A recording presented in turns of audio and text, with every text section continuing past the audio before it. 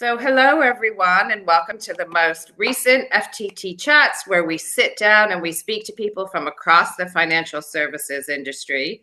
Today, delighted to be joined by Ciara Davies. Ciara is CEO of Metro Moneywise Credit Union, and we're going to have a bit of a chat, as it were. So, hello, Ciara, nice to meet you. Hi, good morning. Nice to meet you too. Brilliant. So I thought we could start with you telling us a little bit about you and Metro-wise Credit Union. So, for those of who are listening and watching who aren't familiar with it. So tell us a little bit about it. Okay, so Metro Moneywise Credit Union it's like a financial co-op. That's how we describe ourselves. So we're obviously a mutual co-op where our members save with us. We use our members' money to lend to other members at affordable rates of interest. And then any surplus that we make goes back to our members in the form of a dividend on their savings. So we pay our return on our savers annually after the AGM and everything's been signed off. So we're a democratic, cooperative organisation. We're really proud of that. And Metro Moneywise Credit Union started life as Rochdale Council Employees Credit Union. So we were just for people that worked for Rochdale Council. And it was set up by a group of employees who were doing lots of decent homeworks on behalf of tenants of Rochdale Council, and realised that there was nowhere for their own colleagues to access either affordable credit or even grants to do up their own homes. So a group of pioneering people got together and they set up a credit union. And that was nearly 35 years ago. So we're going to be celebrating our 35th anniversary this year. We've got around 12 million in assets. So in terms of credit union size, we're sort of medium to large, but obviously in the mutual sector, we are a very small part of the financial services market, but nonetheless, we do provide, I think, quite essential services. So we provide places for people to save, small amounts regularly. We help people build up their financial resilience. We provide lots of loans, mainly small, some short-term lending, but crucially at affordable rates, which if you look across the financial services market, those kind of loans tend to come with quite high interest rates attached to them because the perceived risk of that. But actually, lots of people still need, £300 to fix a or to replace their washing machine, or a grand to take their kids on holiday. So we do a lot of that small, some short-term lending, but we also do larger loans as well. And you've got different types of credit unions. So you've got credit unions where people live and work, so you can join that credit union in your locality. And Metro Moneywise is linked to an employment based, and that's because all credit unions have to have a common bond.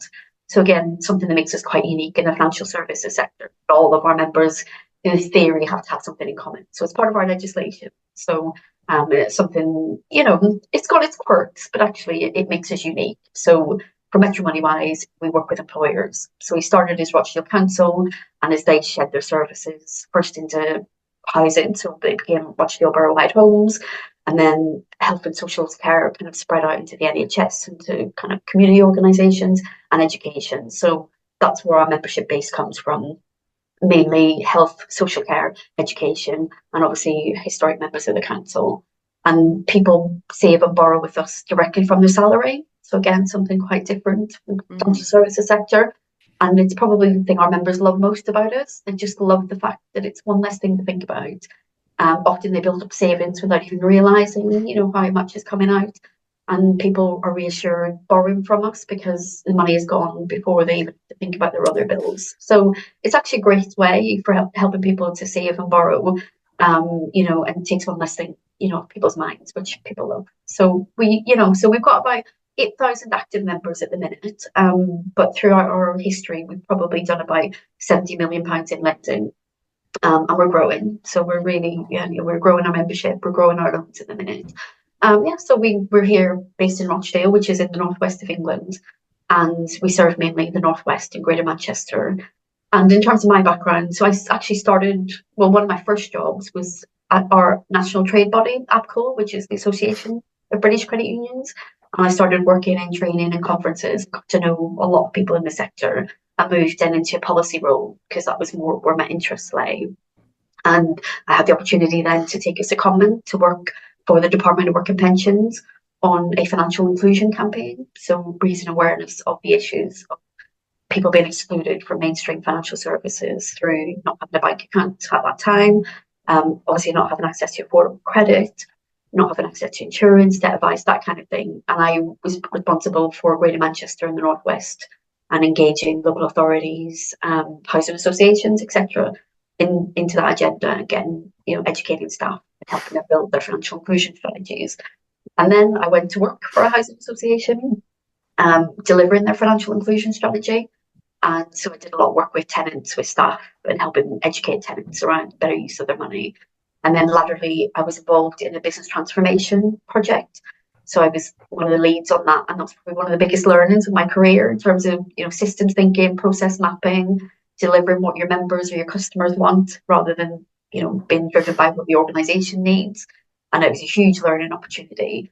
And then the opportunity came up at Metro Moneywise to become the very first chief exec. So they've never had a chief exec before me.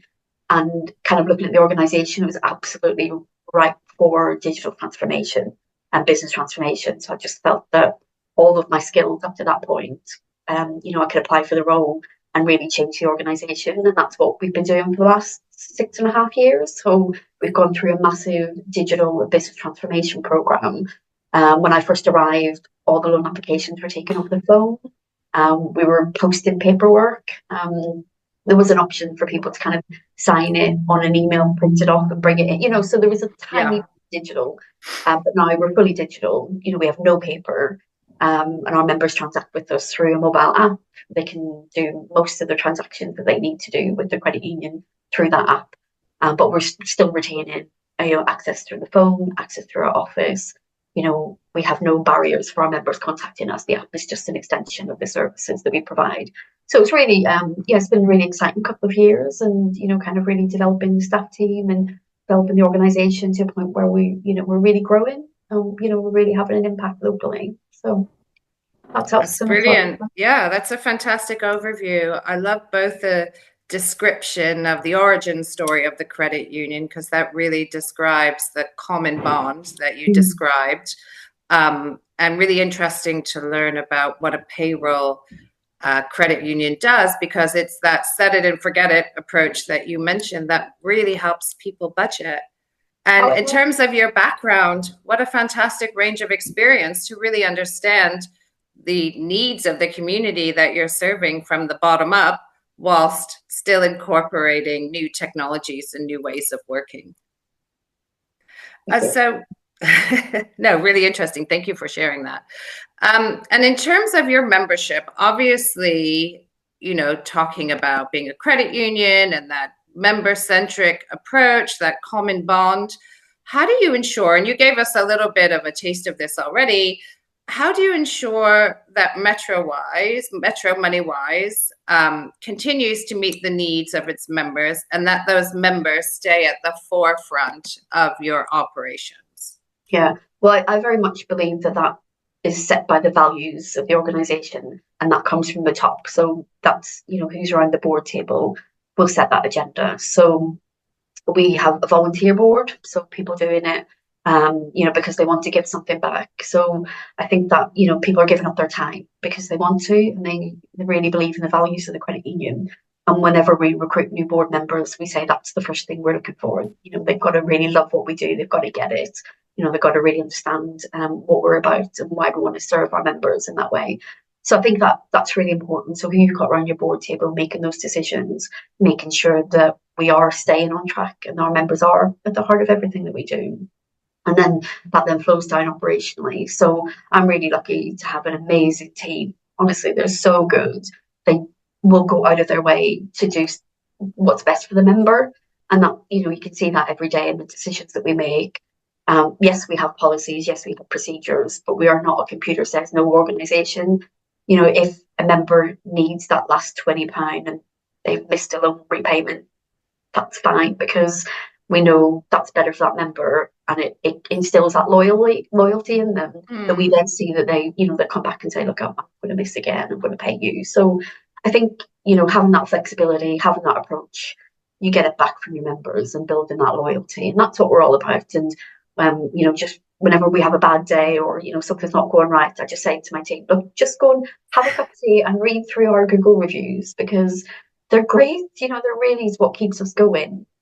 Our members really genuinely appreciate the work that we do for them. They feel that they're not judged And that drives us as well. And I think, with the new consumer duty, I think, my view is that other organisations are now being expected to kind of raise their standards up to where credit unions are, because that's what we do and that's in our DNA.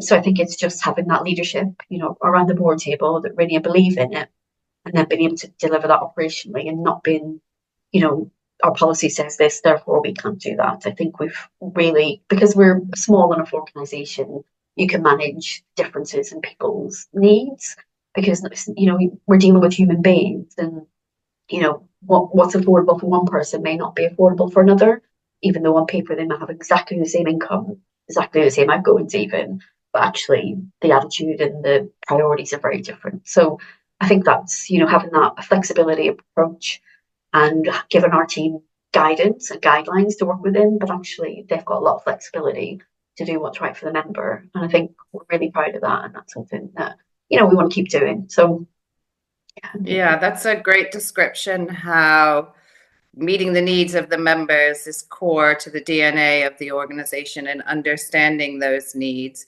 And it's hard to imagine the CEO of one of the large banks saying to their staff, have a cup of tea and read the reviews, because I don't think it would get the same response. So that's a really great explanation. When you get larger and the compliance, yeah, becomes heavier. So we're profitable. We submit our returns. We're a well-run organisation, but we're not got that kind of spotlight of the regulator on top of us. So absolutely. I think it's a balance. You can still do that. You can still do that, yeah. Yeah.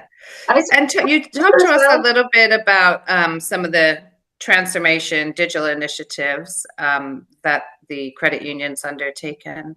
What are some other recent initiatives that you've worked on, whether related to technology or a partnership, and what was the inspiration behind that? Okay, so one of the things that we're really proud of at the minute is that we are based in Greater Manchester, which was one of the first regions to have a devolved mayor. So we've got our local mayor called Andy Burnham, and because of the devolution of power into Greater Manchester, lots of organisations started to build their brand around that Greater Manchester offer.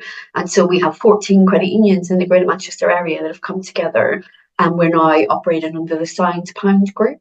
So it's a lot of vowels for me from north of Ireland. But it's called the Signed Pound Group. So we're working in collaboration to deliver services across Greater Manchester that we couldn't do individually, because we serve different common bonds.